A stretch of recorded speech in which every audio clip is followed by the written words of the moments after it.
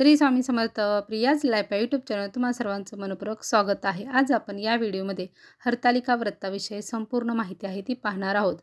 हरतालिका व्रत हे आपण योग्य पद्धतीने नियम पाळून हे व्रत कसे करू शकतो, त्याचबरोबर उपवास हा आपण कधी सोडायचा आहे, उपवास हा आपण कसा करायचा आहे, उपवासाला आपण हे काय काय खाऊ शकतो, हे व्रत कोणी करू शकतो, त्याचबरोबर हरतालिका हे व्रत कधी आहे, शुभमुहूर्त काय आहे, ही जी संपूर्ण माहिती आहे ती आज आपण या व्हिडिओमध्ये पाहणार आहोत।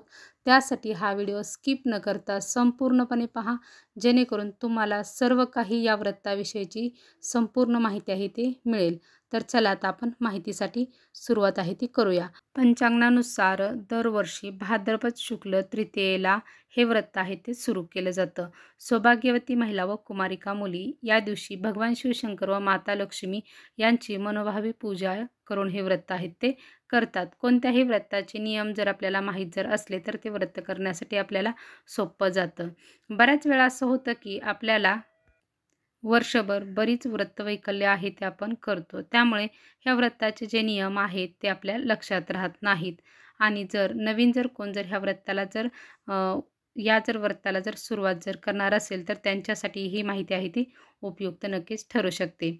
सौभाग्यवती महिलांनी आपल्या अखंड सौभाग्य प्राप्तीसाठी तसेच आपल्या कुटुंब कल्याणासाठी आणि कुमारिका महिलांनी हे व्रत आपल्याला चांगला जोडीदार आहे तो मिळावा आणि इच्छित वर प्राप्तीसाठी हे व्रत आहे ते हरतालिकेचं केलं जातं। कुमारिका महिलांनी हे व्रत हरतालिकेचं कधीपासून सुरू करू शकता, म्हणजे वयाच्या कोणत्या वयापासून ह्या व्रताला आहे ते आपण सुरुवात आहे ती करू शकतो, याची माहिती आहे ती आता आपण पाहूया।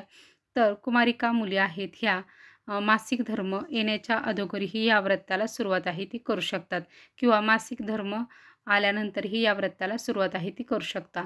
तर आता मासिक धर्म येण्याच्या अगोदर सुरुवात म्हणजे की अलीकडे 11 किंवा 12 वर्षाच्याच मुलींना मासिक धर्म येण्यास सुरुवात होते। पूर्वी काय व्हायचं की 13, 14 किंवा 15व्या वर्षी मासिक धर्म आहे तो यायचा, पण अलीकडच्या जीवनशैलीनुसार की आत्ता मुलींना 11 किंवा 12व्या वयापासूनच आहे तो मासिक धर्म येण्यासाठी सुरुवात झालेली आहे। तेव्हा आपण या वयाच्या मुलींना आहे तो उपवास हा आहे तो हरतालिकेचा करण्यासाठी सांगू शकतो आणि आपण त्यांच्याकडून आहे ते करून घेऊ शकतो, किंवा मासिक धर्म सुरू झाल्यानंतर या व्रताला सुरुवात केली तरीही चालू शकते।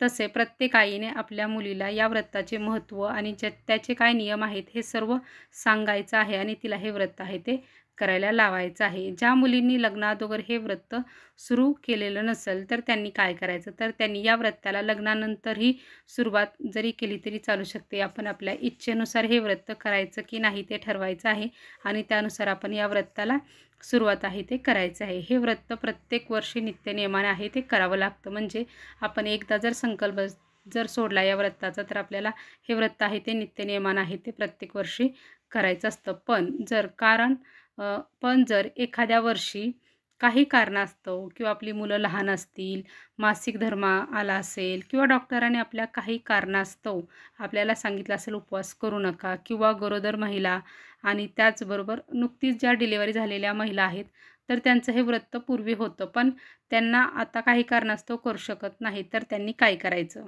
तर त्यांनी फक्त काय करायचं आहे की जी हरतालिकेची जी कहाणी आहे, जी कथा आहे ती आहे ती श्रवण करायचं आहे। दुसरं वाचत असतील किंवा मोबाईलवरती लावून आहे तेही अशा पद्धतीने आहे तर ती आपण श्रवण आहे ती करू शकतो।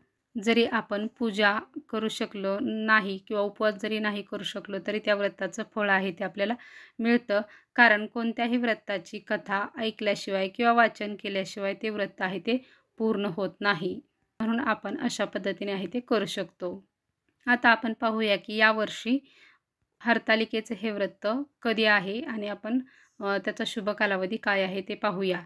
यावर्षी भाद्रपद महिन्यातील शुक्ल पक्षातील तृतीय तिथी 5 सप्टेंबर शुक्रवार रोजी दुपारी 12:21 ही तिथी सुरू होणार आहे आणि 6 सप्टेंबर रोजी दुपारी 3:01 ही तिथी आहे ती संपणार आहे। उदय तिथीनुसार हरतालिका हे व्रत आहे ते 6 सप्टेंबर रोजी हे आपण करणार आहोत। या दिवशी पूजेचा जो शुभमुहूर्त आहे तो सकाळी 6:01 आहे ते सकाळी 8:32 पर्यंत हा जो आहे तो मुहूर्त शुभ आहे।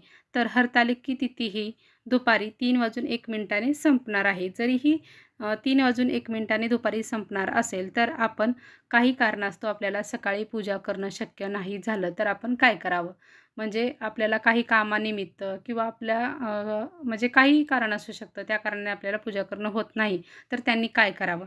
तर ही जर पूजा आहे ती आपण संध्याकाळी प्रदोष काळामध्ये जरी केली तरीही चालू शकते. आता काही जणांना प्रदोष काळ म्हणजे हे माहीत नसतं. प्रदोष काळ म्हणजे सूर्यास्त होण्याच्या अगोदर 45 मिनिटं व सूर्यास्तानंतर 45 म्हणजेच सूर्य मावळतो त्यावेळेस ही आपण पूजा आहे ती करू शकतो. या काळात महादेवांची केलेली कोणतीही प्रकारची पूजा असो ती अतिशय फल देणारी पूजा ही मानली जाते. आपण हरतालिका व्रत आहे ते कसं करावं हे आता आपण जाणून घेऊया. सकाळी आपल्याला लवकर आहे ते या दिवशी उठायचं आहे. घरातील सर्व स्वच्छता आहे ती करायची आहे. अंघोळ करायची आहे आणि या दिवशी आपण पांढरी रंगाची जी वस्त्र आहेत ती परिधान करायची आहे. साडी किंवा ड्रेस आहे ते तुम्ही घालू शकता. कारण महादेवांची कोणतीही जरी पूजा, सेवा जरी करायची असेल तर आपल्याला जे पांढरे वस्त्र आहे ते परिधान आहेत ते करायचे असतील. जर आपल्याकडे पांढऱ्या रंगाचे नसतील किंवा आपण जरी घालणार नसला तरी आपण सौभाग्यकारक जे रंग आहेत ते म्हणजेच लाल किंवा हिरवा यापैकी कोणत्याही एका रंगाची जी वस्त्र आहे ते आपण घालून ही पूजा आहे ती करू शकतो. कारण हे व्रत सौभाग्यासाठी महिला व मुली चांगला वर मिळण्यासाठी हे व्रत आहे ते करतात. म्हणून आपण सौभाग्यकारक रंग आहेत ते घालावे. या व्यतिरिक्त तुम्ही तुमच्या आवडीनुसार ही रंग घालू शकता. या दिवशी आपण केस धुवावेत का? तर हो, या दिवशी आपण केस धुतले तरी चालू शकतात. आता जर मासिक संदर्भात पाहूया. जर मासिक धर्माचा जर 4था दिवस असेल तर आपण काय करावं? तर या दिवशी शक्यतो करून धार्मिक नियमानुसार आपण 4थ्या दिवशी पूजा आहे ती करू शकत नाही. 5व्या दिवसापासून आपण पूजा किंवा जी देवाची सेवा आहे ती करण्यासाठी सुरुवात केली तरीही चालू शकते. पण जर तुमच्याकडे जर केली जात असेल तर तुम्ही करू शकता. शेवटी हे सर्व तुमच्यावरती डिपेंड आहे, अवलंबून आहे तुमच्यावरती. हरतालिकेचा उपवास आहे तो कसा करायचा असतो? हरतालिकेचा उपवास आहे तो आपल्याला सकाळपासून संपूर्ण दिवसभर आहे तो करायचा आहे. रात्री पण हा उपवास आहे तो केला जातो. रात्री आपल्याला उपवास सोडायचा नाही. तो उपवास आपल्याला दुसऱ्या दिवशी सूर्योदय झाल्यानंतर उपवास आहे तो आपल्याला सोडायचा आहे. म्हणजेच गणेश चतुर्थी दिवशी सूर्य उगवल्यानंतर हा उपवास आहे तो आपल्याला सोडायचा आहे. उपवास सोडण्याच्या अगोदर जी आपण पूजा मांडणी केलेली आहे त्या पूजेला आपण नैवेद्य दाखवायचा आहे.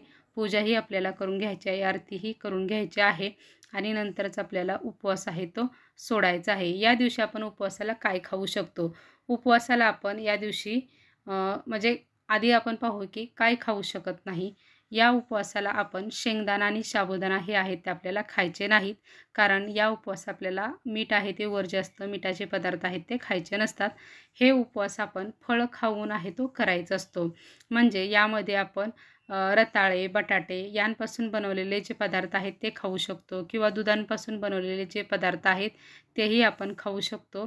म्हणजेच थोडक्यात काय की गोड पदार्थांनी हा उपवास आहे तो आपल्याला करायचा असतो. शेवटी हे व्रत अगदी मनापासून आणि भक्तिभावाने करण्यास आहे ते महत्त्व असतं. हरतालिका व्रत हे आपण कशा पद्धतीने करावं याची माहिती आहे ते आपण पाहूया थोडक्यामध्ये. तर आपल्याला काय करायचं आहे? हे व्रत करण्यासाठी आपल्याला वाळू आहे ती वाळू घ्यायची आहे. वाळूपासून आपल्याला शिवलिंग, त्याचबरोबर माता पार्वती, त्यांच्या सख्या, गणपती आणि नंदी यांची जी प्रतिकृती आहे ती आपल्याला बनवायची आहे आणि त्याची पूजा करून आहे ते आपल्याला हे जे व्रत आहे ते करायचं आहे. तर हे जे संपूर्ण व्रत आहे ते आपण कृतीसहित आहे ते पुढील व्हिडिओमध्ये दाखवणार आहोत की आपल्याला ते कशा पद्धतीने आपण बनवायचं आहे, कशा पद्धतीने करायचं आहे. मंत्रस्तोत्र आहेत ते आपल्याला काय म्हणायचं आहे, त्याला आपल्याला पत्रे आहेत त्या किती व्हायच्या आहेत, त्या कोणकोणत्या पत्रे आहेत, ही जी संपूर्ण माहिती आहे ती आपण पुढील व्हिडिओमध्ये पाहूया. कारण या व्हिडिओमध्ये जर सांगण्याचा प्रयत्न जर केला तर व्हिडिओ खूप मोठा होईल. त्यासाठी संपूर्ण कृतीसहित माहिती आहे ते आपण पुढील व्हिडिओमध्ये नक्कीच पाहूया. श्री स्वामी समर्थ.